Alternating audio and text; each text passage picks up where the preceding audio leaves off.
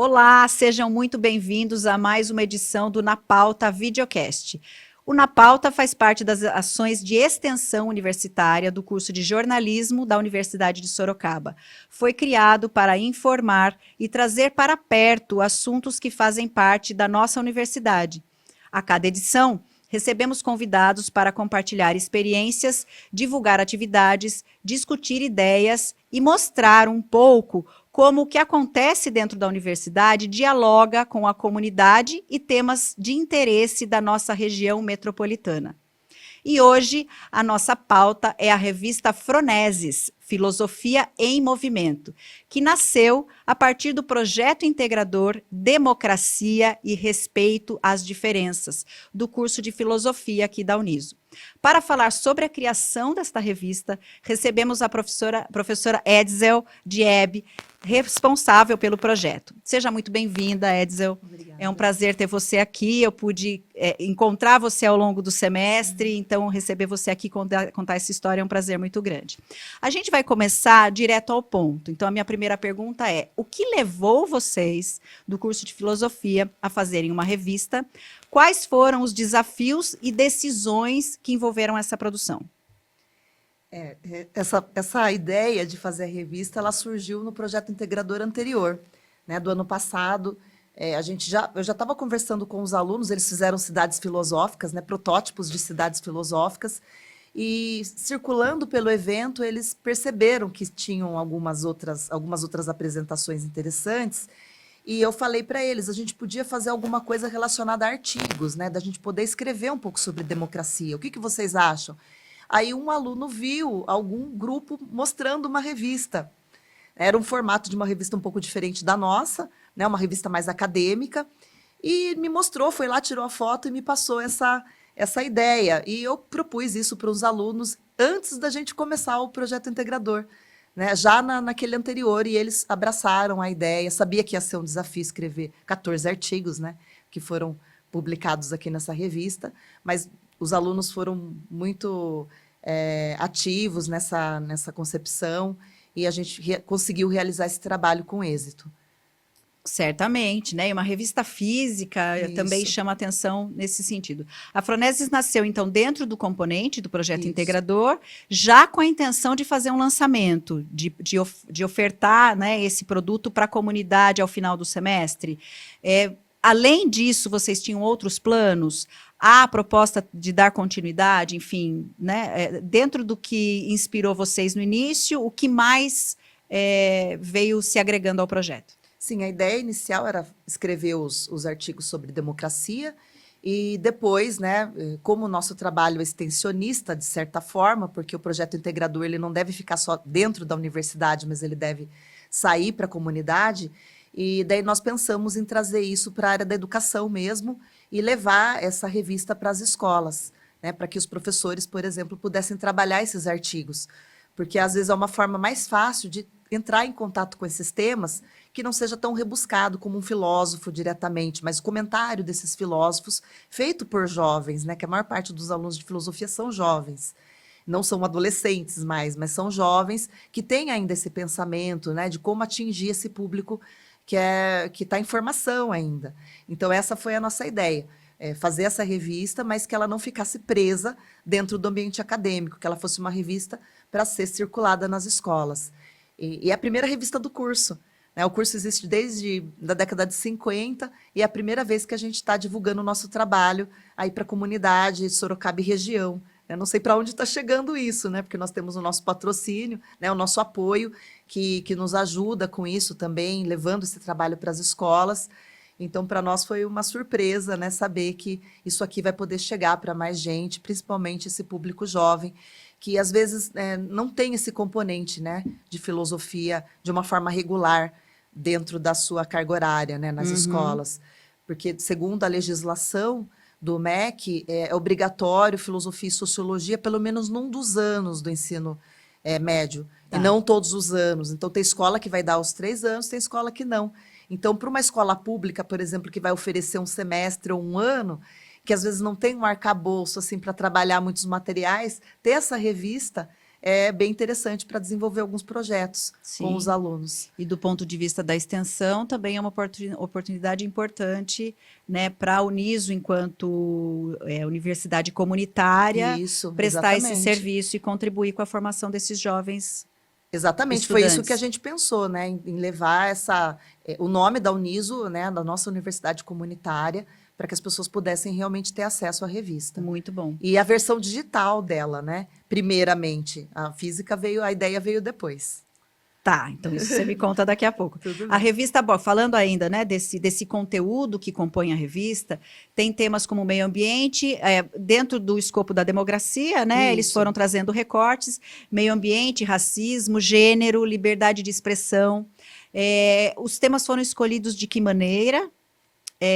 A cada semana você propunha alguma discussão, outros componentes integrados, né, na sua atividade proporcionaram isso.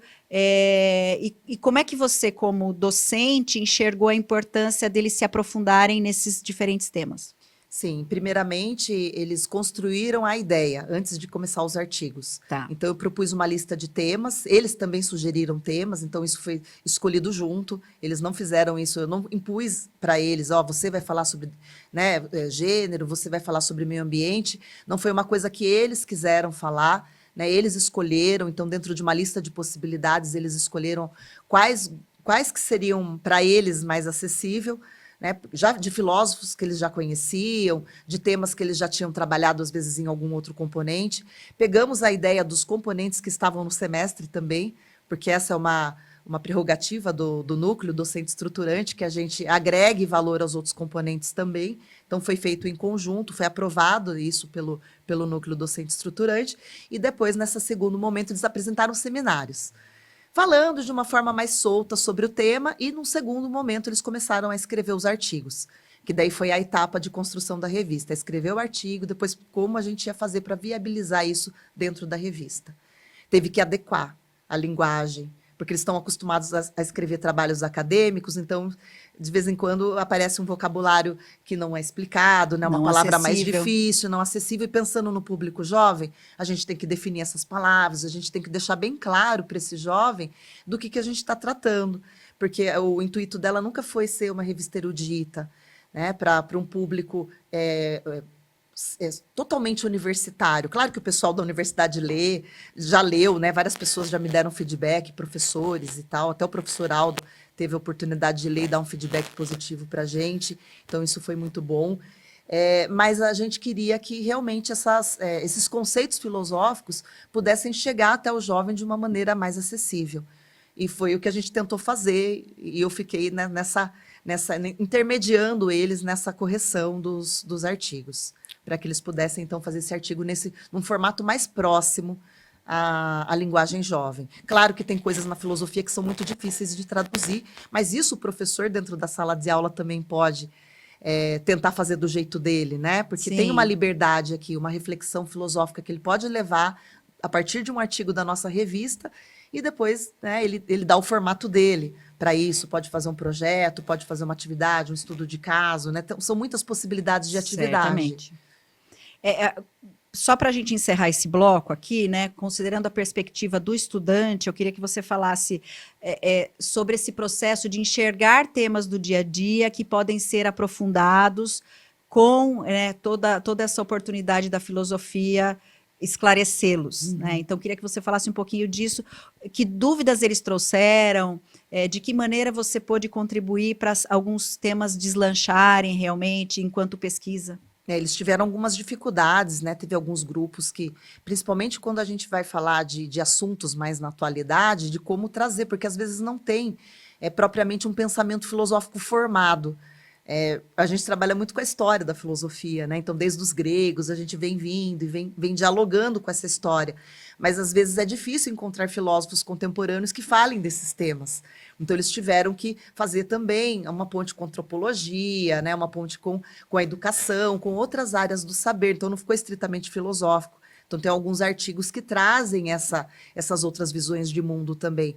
Um dos artigos, que a matéria da capa aqui, que é o Além da Bolha, eles trouxeram o Byung-Chul Han, que é um filósofo mais da atualidade, né? Um filósofo coreano, que aí eles conseguiram trazer essas questões sobre o uso da tecnologia, das redes sociais para o nosso dia a dia, mas um filósofo falando, né, e não uma pessoa de outra área falando. Então, foi um desafio. E eu fui acompanhando eles nesse processo de construção dos artigos. E que rica essa experiência, né? Foi muito que rico, certamente maravilhosa. vai estar agregada à formação deles e vai permitir que eles pensem nesse processo a partir também do final da graduação, né? É uma experiência Sim, sim. muito válida. A gente vai fazer uma pequena pausa e voltamos em seguida, continuando essa discussão a respeito da produção de uma revista no curso de filosofia e os processos que vão continuar com esse produto a partir de agora.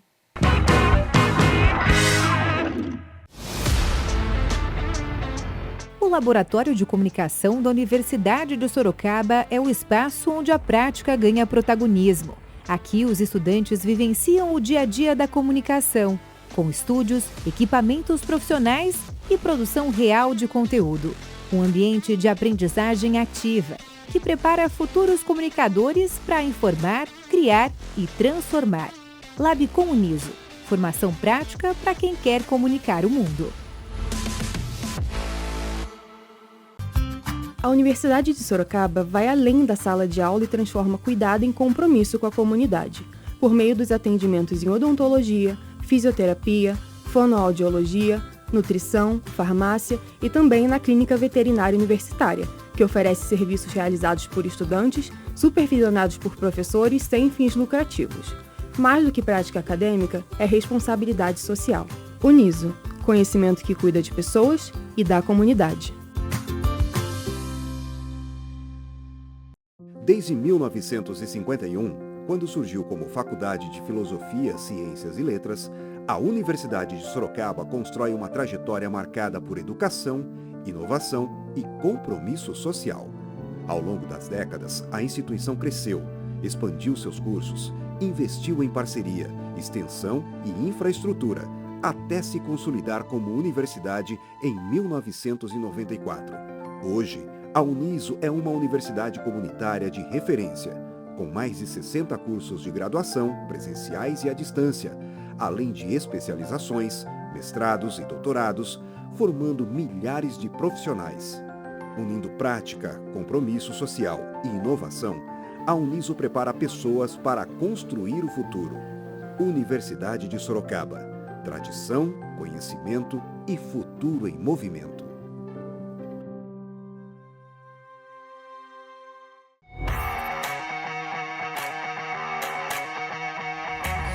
Com mais de 30 anos de existência, a Rádio Uniso cria conteúdos de qualidade para a Universidade de Sorocaba. São podcasts, videocasts e programas universitários. Tudo para deixar o aluno imerso no mundo do rádio, um veículo comunicacional importantíssimo para a história do Brasil. Contamos com um espaço tecnológico, com possibilidade de gravação para até 4 pessoas simultâneas e equipamentos profissionais. Estamos também na internet, com todos esses conteúdos e músicas 24 horas por dia. Para acessar, é só ir em radioniso.com e pronto. Rádio Uniso.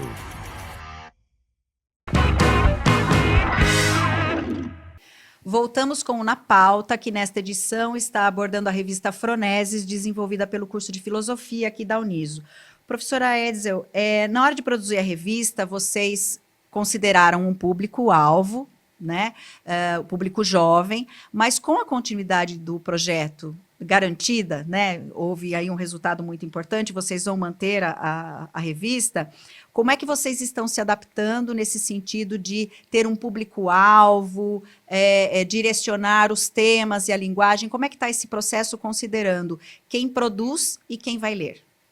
Sim, a gente quer fazer essa continuidade, acho que é uma demanda, né, no momento, pelo menos uma revista por ano, seria bem interessante a gente conseguir fazer, e não só escrevendo artigos, mas mostrando os nossos trabalhos dentro do curso.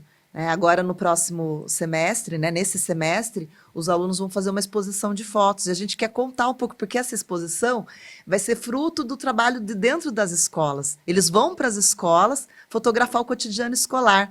E então, eu fico imaginando o aluno do ensino básico um dia pegando essa revista e falar, nossa, vieram na minha escola. E a gente, né, pôde fazer um trabalho aqui dentro, né? Mostrar o que a gente faz aqui dentro da escola. Então, a continuidade dessa revista não é necessariamente nesse formato de artigos, mas mostrar os trabalhos que a gente está realizando no curso, não só no projeto integrador, mas tudo. Né? Fazer essa ponte com outros cursos também, de repente, né, seria bem interessante, como nós já fizemos nessa, né? E talvez chegue um momento em que vai haver uma interação desse público sugerindo temas. Esperamos muito, muito que tenha isso, que a gente tenha esse canal aberto com essas escolas. O interessante é trabalhar com o público, com as escolas, e a gente possa receber essa devolutiva. Eles também pedindo para a gente fazer certos trabalhos e fazendo parceria com eles, né? E vocês têm uma ideia de quantas escolas vocês conseguiriam acessar? Como é que seria esse processo? Sim, agora, no momento, a gente tem uma escola já em evidência, né, para fazer um projeto de extensão. Então, agora em setembro, nós vamos levar essa revista para a escola, vamos fazer roda de conversa, alguns alunos do curso vão poder participar e trazer um pouco do que eles trabalharam, né, dos artigos e tal, junto com esses jovens. E agora, né, nesse próximo momento, eles vão visitar 6 escolas. Então, a gente já vai ter no nosso cadastro, né, vamos dizer, a gente vai montando, né, uma lista de escolas que querem receber a gente também. Então, eles vão visitar 6 escolas, né? Então, já estou preparando toda a documentação para eles poderem entrar nessas escolas e poder fazer o registro das fotos e fazer esses trabalhos. Então, as escolas que também querem receber a gente, eles vão nos conhecendo, acho que vai abrindo as portas, né, para a gente poder trabalhar junto. Que a ideia é sempre a revista estar vinculada ao público jovem e às escolas. Okay. Não fazer isso desparcerado, né?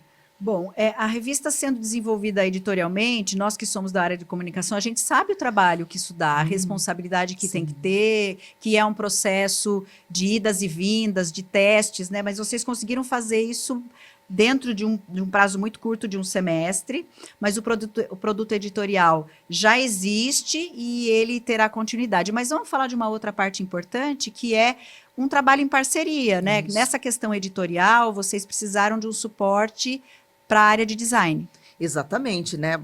Os alunos, um ou outro, conhecia alguma coisa de como mexer num Illustrator, num Canva, né? Nesses programas normalmente que se usam para fazer esse tipo de material, mas não é ninguém profissional, ninguém da área. Então, a gente estava com um pouco de receio de fazer alguma coisa que não fosse adequada.